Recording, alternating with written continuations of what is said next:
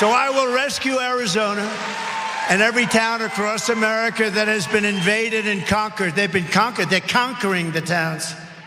They're conquering. They're eating the towns, the places that people live.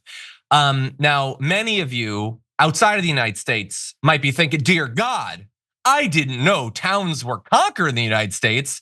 And I also share that surprise because I live here and I've never seen that and no one has and it didn't happen, but it is news to me.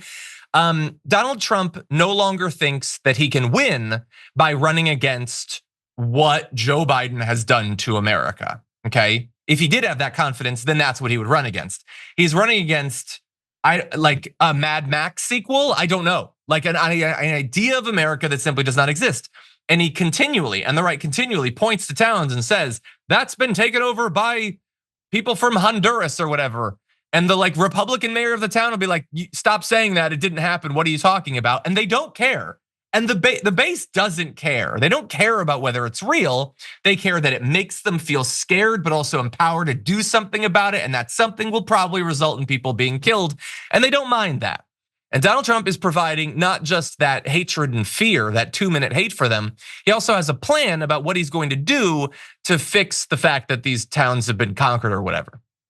To expedite removal of the Tren de Aragua and other savage gangs, I will invoke the Alien Enemies Act of 1798. Can you imagine?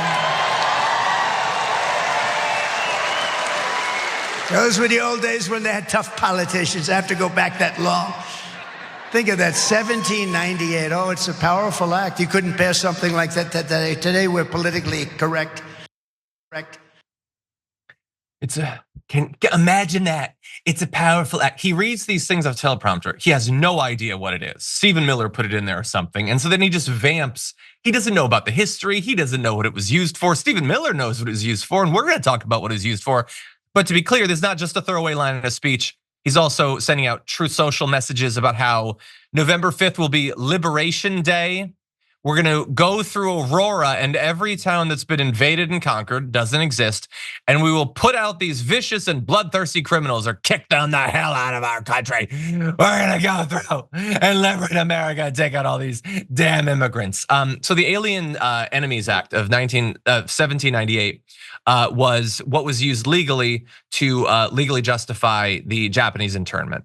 Also Italian and German immigrants as well. Basically, you can do effectively whatever you want because there's this like extreme threat that we can't possibly handle. So, suspend the normal protections of the Constitution and you can do whatever you want. And so he's saying, yeah, so we're not like in a war and the towns weren't actually invaded or conquered, but I'm just gonna do it anyway.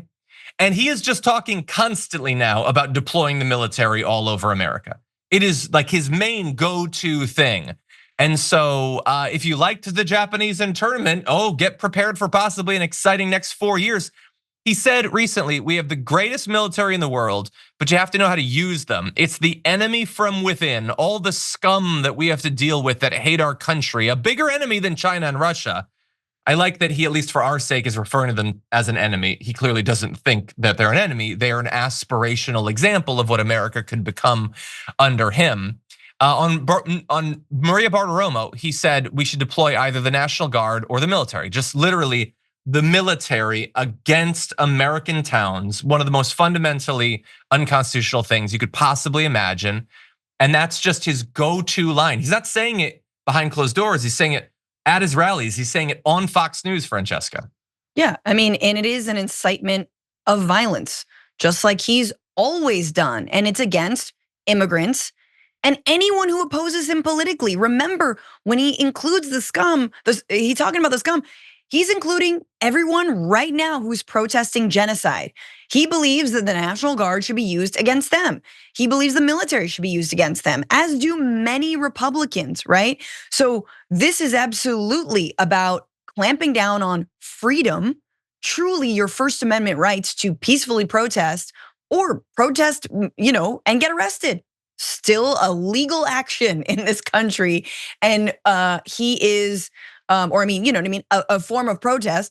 And he's like, no, we should throw them away, deport them, intern them, whatever we need to do to these people because they're not like us and we're drawing these lines in the sand. I mean, to me, the real thing is around the migrant stuff, right? This is still a sticking point. People still are somehow lulled into believing that migrants are taking over towns in this country. They're lied to constantly, even though the reason that JD Vance was actually reached out to by the people of Springfield, Ohio, was because they wanted services and additional support to help with migrants that they were happy about being there.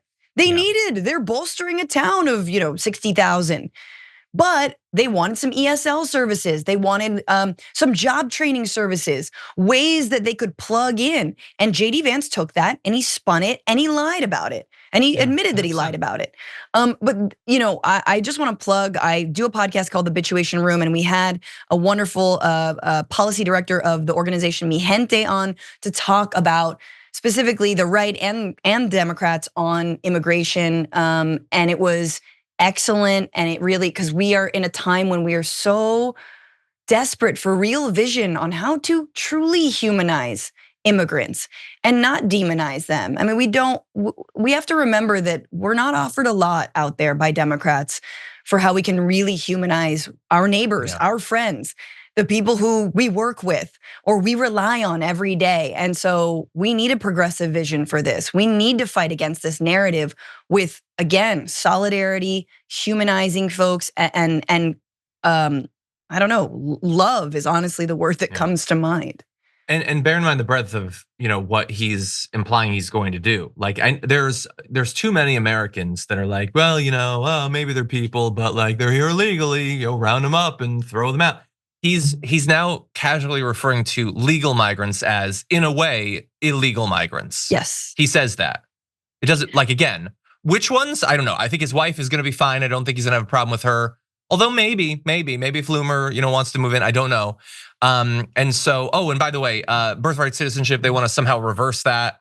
It's not a thing that you can do in an America that has a constitution or anything, but maybe someday they can do that and then they can kick them out.